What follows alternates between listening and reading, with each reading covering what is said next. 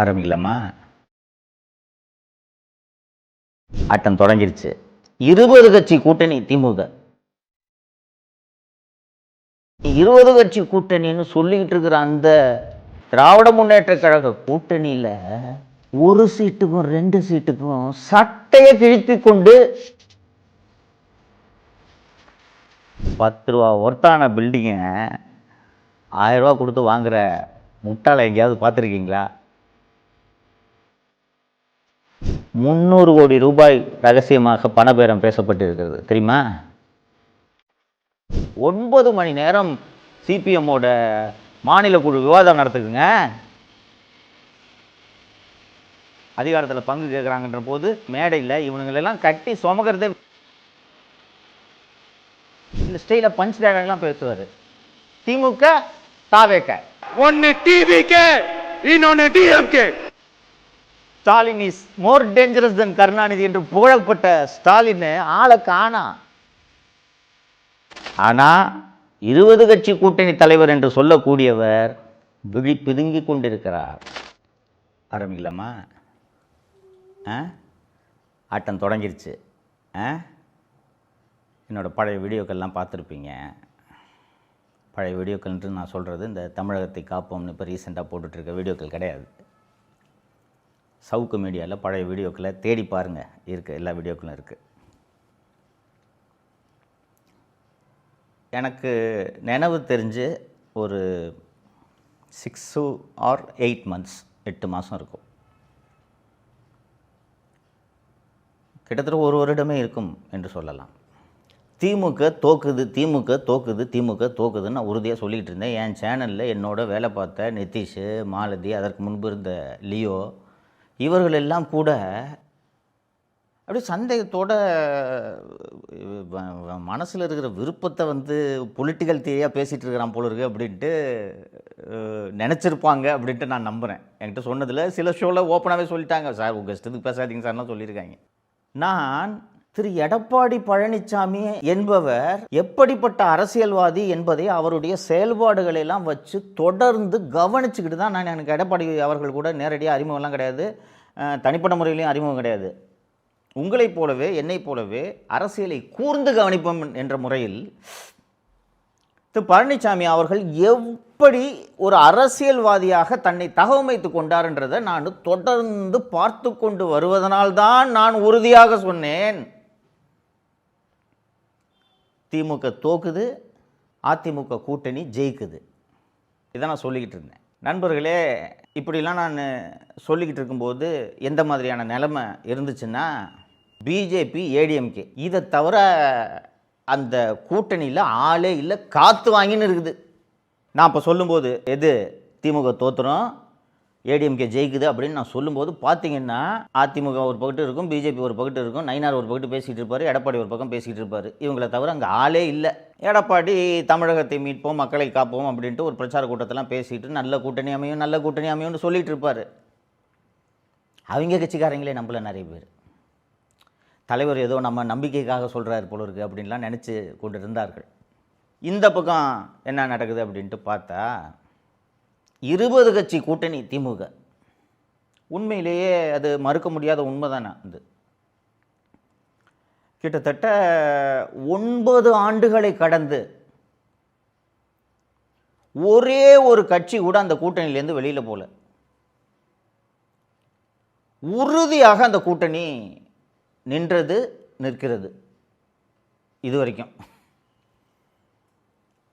And அந்த கூட்டணி உறுதியாக நின்றதற்கு ஒரு மிக முக்கியமான காரணமாக மக்கள் பார்த்தது, நாம் பார்த்தது என்னன்னா, திமுக ஆட்சியில் எவ்வளோ அநியாயங்கள்லாம் நடக்குதுன்றதை தொடர்ந்து நான் பேசிக்கிட்டு இருக்கேன், பார்த்துருப்பீங்க நீங்கள். போராட்டத்திற்கென்றே உருவான கம்யூனிஸ்ட் கட்சிகள் கூட வாய் திறக்காமல் மௌனமாக அமைதியாக, சரி சரி அங்கொன்றும் இங்கொன்றும் சில தவறுகள்லாம் நடக்குது, மற்றபடி ஸ்டாலின் சிறப்பாக ஆட்சி செய்கிறார், வலுவாக ஆட்சி செய்கிறார்.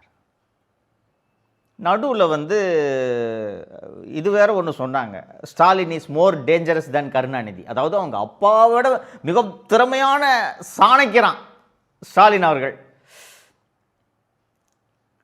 எனக்கு திரு ஸ்டாலின் யார் அவர்கள் என்பதை திரு பழனிசாமி அவர்களை எப்படி நான் அவதானித்து இவர் ஒரு சிறந்த அரசியல்வாதி என்பதை சொன்னேனே, அதே போல் நான் திரு ஸ்டாலின் அவர்களையும் அவதானித்து இது ஒரு கட்டமைக்கப்பட்ட பிம்பம் அப்படின்றத நான் சொல்லிக்கிட்டே இருப்பேன். தோழர்களே, இன்னைக்கு தொகுதி பங்கீடுகள், தேசிய ஜனநாயக கூட்டணியோட தொகுதி பங்கீடுகள் முடிந்து விட்டது. திரு டிடிவி தினகரனின் அமமுகவுக்கு 11 இடங்கள், பாரதிய ஜனதா கட்சிக்கு 27 இடங்கள், பாட்டாளி மக்கள் கட்சிக்கு 18 இடங்கள்.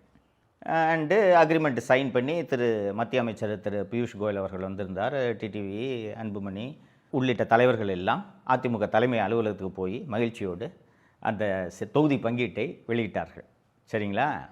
இந்த பக்கம் அதாவது உடைக்கவே முடியாது இந்த கூட்டணியை, வலுவான கூட்டணி, பிரம்மாண்டமான கூட்டணி, 20 கட்சி கூட்டணின்னு சொல்லிக்கிட்டு இருக்கிற அந்த திராவிட முன்னேற்ற கழக கூட்டணியில் ஒரு சீட்டுக்கும் 2 சீட்டுக்கும் சட்டையை கிழித்து கொண்டு அலையாத அளவுக்கான மோதல்கள், முற்றல்கள் அங்கே நடந்து கொண்டிருக்கின்றன. போன வாட்டி வாங்கின சீட்டை விட கூட்டணி கட்சிகளுக்கு கூடுதலாக கேட்பாங்க. அவங்க அதை கொடுக்காம பேசி சமாளித்து அதை நம்பரை வாங்கிக்கோங்க பாஸ் அப்படின்றது இயல்பாக தேர்தல்களில் நடக்கக்கூடிய விஷயம். போன முறை கொடுத்த எண்ணிக்கையை குறைப்பதற்காக இங்கே சண்டை நடந்து கொண்டிருக்கிறது. ஒரு பிரம்மாண்டமான கூட்டணி அப்படின்ட்டு இந்த ஒரு அண்ணாமலை திரைப்படத்தில், ரஜினி நடத்திய அண்ணாமலை திரைப்படத்தில் ஒரு வீடு ஏலம் வாங்குகிற ஒரு சீன் ஒன்று வரும். பார்த்தீங்களா இல்லையான்றதுலாம் எனக்கு தெரியல. ரஜினிக்கும் சரத்பாபுக்கும் பெரிய சண்டைலாம் நடந்துகிட்ருக்கோம். அப்போ ஒரு ஏலம் நடக்கும். அந்த ஹோட்டல் ஆர் பில்டிங் நினைக்கிறேன் ஏலம் நடக்கும். ஏலத்தை அவங்க சரத்பாபுக்கும் ரஜினிக்கும் இருக்கக்கூடிய அந்த மோதலின் காரணமாக அந்த ஏலத்தில் ஏற்றி எல்லாரும் நிறுத்திடுவாங்க. கேட்குறத ஏற்றி கேட்டுக்கிட்டு இருப்பாங்க, மாற்றி 2 பேரும். கடைசியில் சரத்பாபு எப்படியாவது ரஜினி இதில் இந்த ஏலத்தில் வீழ்த்தி ஆகணும் அப்படின்றதுக்காக ஒரு உச்சபட்சமாக ஒரு தொகையை கேட்டு அந்த ஏலத்தில் ஜெயிச்சிடுவார். ஜெயிச்சோன்னா சரத்பாபுவுக்கு அந்த நம்ம எதிரியை வீழ்த்திட்டோம் அப்படின்ற அந்த பெருமை இருக்கும். ரஜினி ஸ்டைலாக சொல்லுவார், என்னங்க விட்டுட்டிங்களே, ஒரு சின்ன பார்டர் அமௌண்ட்டில் விட்டுட்டிங்களே அப்படின்னு சொல்லும்போது ரஜினி, எக்ஸாக்ட் அமௌண்ட்டு நினைவில் எனக்கு, 10 ரூபா ஒர்த்தான பில்டிங்கை 1000 ரூபா கொடுத்து வாங்குகிற முட்டாளை எங்கேயாவது பார்த்துருக்கீங்களா அப்படின்ட்டு ரஜினி சொல்லுவார். இதை எதற்கு உதாரணமாக சொல்கிறேன் என்றால், தேமுதிக என்ற ஒரு கட்சி கிட்டத்தட்ட இது அம்மா, 2 பசங்க, தம்பி, இவ்வளோ தான் மொத்தமே அந்த கட்சி. மறைந்த மரியாதைக்குரிய திரு கேப்டன் அவர்கள் விஜயகாந்த் உருவாக்கிய கட்சி. அதுக்கு பிறகு அந்த கட்சி என்னென்னலாம் நடந்துச்சு, எப்படி நடந்துச்சு அப்படின்றதெல்லாம் நம்ம பார்த்தோம். இந்த தேமுதிக தேசிய ஜனநாயக கூட்டணியில் இருக்கிறது. அந்த தேசிய ஜனநாயக கூட்டணியில் ஒரு சில மாதங்களுக்காக முன்பு வந்த மாநிலங்களவை காலி இடத்துல எனக்கு ஒரு எம்பி சீட்டு கொடு, நீ ஏற்கனவே கொடுக்குறேன்னு சொல்லியிருந்தியே, அதை கொடு என்று சில மாதங்களுக்கு முன்பு தேமுதிகவை சேர்ந்த திருமதி பிரேமலதா அவர்கள், கடந்த ஆண்டு பிரேமலதா அவர்கள் எனக்கு இது கொடுங்க அப்படின்னு சொல்லிட்டு சொன்ன உடனே, இந்த பாருங்கள் உங்களுக்கு தர்றோம், 26 உங்களுக்கு தர்றோம், நான் உங்களுக்கு தர்றோன்ட்டு ஏற்கனவே 2024 வாக்குறுதி கொடுத்துருந்தோம். ஆனால் இந்த வேக்கன்சியை தரோன்ட்டு நாங்கள் சொல்லலை, உங்களுக்கு 26 வேக்கன்சியில் உங்களுக்கு மாநிலங்களவை எம்பி தர்றோம் அப்படின்றத எழுத்துப்பூர்வமாக அதிமுக அறிக்கையாகவே வெளியிட்டது. அந்த அறிக்கை வெளிவந்த பிறகு இவங்க பிரேமலதா கோச்சிக்கிட்டாங்க. நாங்கள் தேசிய ஜனநாயக கூட்டணியில் இல்லைங்க, நாங்கள் வெளியேறோங்க. இல்லைங்க, அவங்க தான் தர்றேன்னு சொல்லியிருக்காங்களே, நாங்கள் எங்கள் கட்சியை கூடி முடிவு எடுப்போம். சொன்னவங்க காப்பாற்றணும், அவங்க காப்பாற்றலை. இப்போ கொடுக்க சொன்னால் அடுத்த வருஷம் தரேன்றாங்க என்று அறிக்கையெல்லாம் வெளியிட்டு ரொம்ப கடுமையாக பேசி கூட்டணி விட்டு வெளில போயிட்டார். ஸோ இந்த கூட்டணி பேச்சுவார்த்தை இதெல்லாம் நடந்து கொண்டிருந்த சமயத்தில் தேமுதிக இங்கே தானே இருந்துச்சு, எப்படி இங்கே தான் வரப்போகுது என்று அனைவரும் எதிர்பார்த்து கொண்டிருந்த சமயத்தில் திடீரென்று பிரேமலதா அவர்கள் அறிவாலயம் சென்று திரு ஸ்டாலின் அவர்களை சந்திக்கிறார். சந்தித்து விட்டு கூட்டணின்னு அறிவிச்சிட்டாங்க. அந்த இப்போது சமீபத்தில் முடிந்த அந்த மாநிலங்களவை வேக்கன்சியில் பிரேமலதாவோட தம்பி சுதீஷுக்கு ஒரு ராஜ்யசபா எம்பியை கொடுத்துட்டாங்க. தோழர்களே, கம்யூனிஸ்டுகள் என்றாலே போராட்ட குணம் படைத்தவர்கள்ன்றதை கொஞ்சம் நேரத்துக்கு முன்னாடி சொன்னேன் நான். இந்த ஆட்சியில் தொழிலாளர்களுக்கு இழைக்கப்பட்ட அத்தனை அநீதிகளையும் கூட்டணி தர்மம் என்ற ஒரே காரணத்துக்காக வாயை மூடிக்கொண்டு பொறுத்திருந்தார்கள் அந்த தோழர்கள். நம்ம விசிகே தோழர் திருமாவை எடுத்துக்கங்க, எவ்வளவு கொடுமைகள் தலித்துகளுக்கு இழைக்கப்பட்டன. பல்ல கடிச்சுக்கிட்டு கூட்டணி தர்மம் சரி விடு ஸ்டாலின் அப்படின்ட்டு பொறுத்துக்கிட்டு இருந்தாங்க. அவங்களையெல்லாம் விட்டுட்டு ஒரு இத்து போன கட்சி இந்த கட்சிக்கு வந்த உடனே சிபிஎம்க்கு மாநிலங்களவை உறுப்பினர் கொடுக்கல, சிபிஐக்கு மாநிலங்களவை உறுப்பினர் கொடுக்கல, விடுதலை சிறுத்தைகளுக்கு மாநிலங்களவை உறுப்பினர் கொடுக்கல, கூடவே இத்தனை ஆண்டுகள் பயணித்தவர்களுக்கு நேற்று வந்த பிரேமலதாவுக்கு, அதாவது ஏடிஎம்கே கூட்டிலேருந்து தூக்கிட்டறான் பிரேமலதாவுக்கு ஒரு மாநிலங்களவை சீட்டு கொடுத்ததோடு இல்லாமல் 300 கோடி ரூபாய் ரகசியமாக பணபேரம் பேசப்பட்டிருக்கிறது தெரியுமா? 300 கோடி பணத்தை கொடுத்து 10 சீட்டு தர்றேன்ட்டு ஒப்பந்தம் போடுற ராஜதந்திரி எங்கேயாவது பார்த்துருக்கீங்களா? அந்த தேமுதிக உள்ளே வந்ததுனால கூடவே தோளோடு தோள் நின்று பல ஆண்டுகளாக உங்களோடு உறவுகளாக பயணித்தவர்களை இழிவுபடுத்தி அவமானப்படுத்தி கொடுக்கறதே கம்மி. சிபிஎம்க்கெல்லாம் 10-12 சீட்டு கொடுக்கணும், விடுதலை சிறுத்தைகளுக்கு 15 கொடுக்கணும். ஏற்கனவே வாங்கிட்டு இருந்த சீட்டில் ஒன்று குறைச்சிக்கன்னு சொல்லி கட்டி உருண்டு சண்டை போட்டு 9 மணி நேரம் சிபிஎம்மோட மாநில குழு விவாதம் நடத்துக்குங்க. 5க்கு ஒத்துக்கிறதா 6க்கு ஒத்துக்கிறதா, எதுக்கு ஒரு சீட்டு? 5ஆ 6ஆ? ஆனால் தேமுதிகவுக்கு 10 300 கோடியா? இன்னொன்று ரைட், ஓகே, இப்போ தேமுதிக வருதுன்றதை ஏதோ ஒரு பொறாமையில் பேசுகிறாருன்னு கூட நீங்கள் நினைக்கலாம். தேமுதிக வருது, தேமுதிக வந்துச்சு. திமுகவுக்கு தேமுதிக வந்ததுனால ஒரு 50 சீட்டில் வெற்றி உத்தரவாதம் அப்படின்னு வச்சுக்கங்களேன். இந்த ரிஸ்க் எடுக்கலாம், சரியா? உறுதியாக சொல்கிறேன், தேமுதிகவுக்கு அந்த அளவுக்கு ஒருத்தலாம் கிடையாது. நான் தான் சொன்னேனே தொடக்கத்திலேயே, அம்மா 2 பசங்க தம்பி, இவ்வளோ தான் மொத்த கட்சியும். சரி, இப்போது ஒரு 10 சீட்டு ஒதுக்குறாங்கன்னு வச்சுக்கோமே. இந்த 10 சீட்டை தேமுதிக தொடங்கிய காலத்திலிருந்து அந்த கட்சியில் இன்று வரை பயணிக்கக்கூடியவர்களுக்கு அந்த கட்சி கொடுக்கணும்னு நினைக்கிறீங்க? குடும்பத்தோடு உட்காந்து ஏலம் போடுவாங்க, பார்க்குறீங்களா? யார் ஹையஸ்ட் அமௌண்ட்டை கொடுக்குறாங்களோ அவங்களுக்கு தான் தேமுதிக சீட்டு ஒதுக்க போகுது, பார்க்கலாமா? சரி, இப்போ திருப்பி சப்ஜெக்ட்டுக்கு வருவோம். இப்படி 20 கட்சி கூட்டணி, இந்த கூட்டணியை வெல்லவே முடியாது, இது பிரம்மாண்டமான கூட்டணி அப்படின்னு சொன்ன அந்த திமுக கூட்டணி தொகுதி பங்கீட்டை கூட முடிவு செய்ய முடியாமல், இழுபறியில் என்ன செய்வதென்று தெரியாமல் விழித்து கொண்டிருக்கிறது. 6 மாதம் முன்னாடி வரைக்கும் காலியாக கிடக்குதுங்க. யாருங்க வருவா அந்த பக்கம் கூட்டணிக்குன்னு சொன்ன அந்த ஒரு கட்சி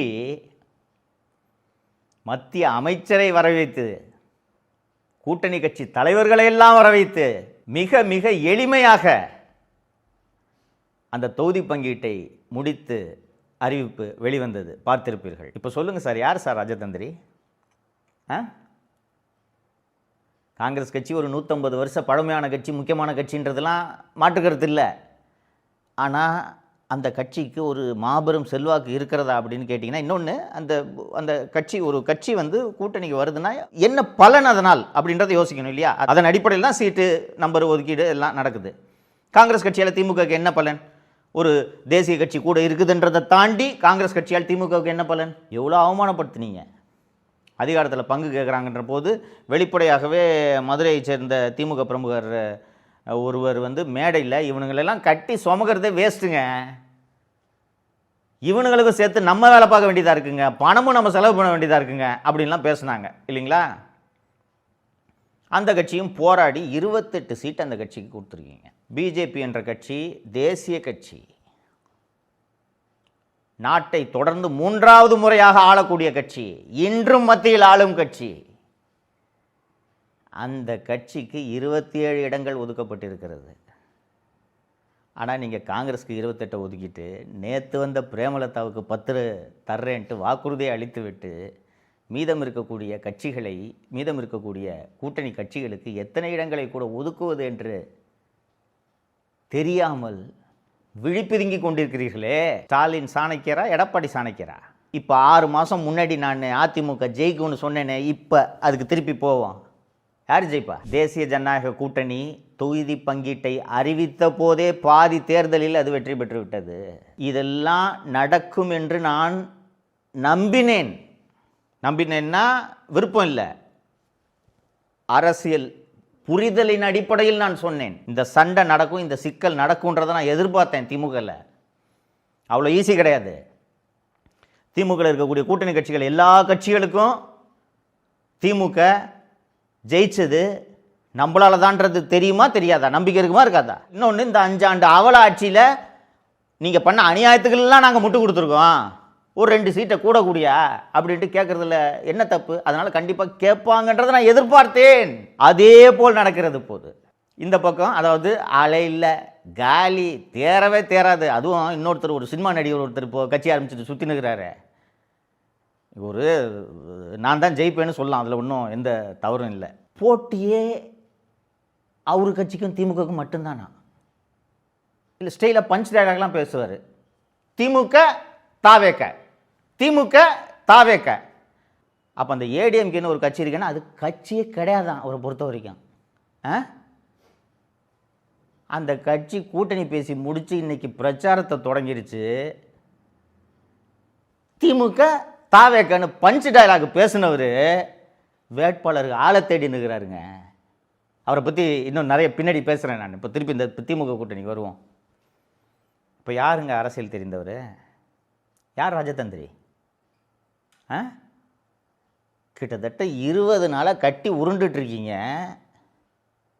என்ன நடக்குது அந்த கேம்பில்னே தெரியல. ஏடிஎம்கே கேம்பில் உள்ளபடியே யாருக்கும் தெரியல. எனக்கு தெரியும், எனக்கு தான் அங்கே இருக்க முக்கிய தலைவர்கள்லாம் நண்பர்கள் ஆகிட்டுற.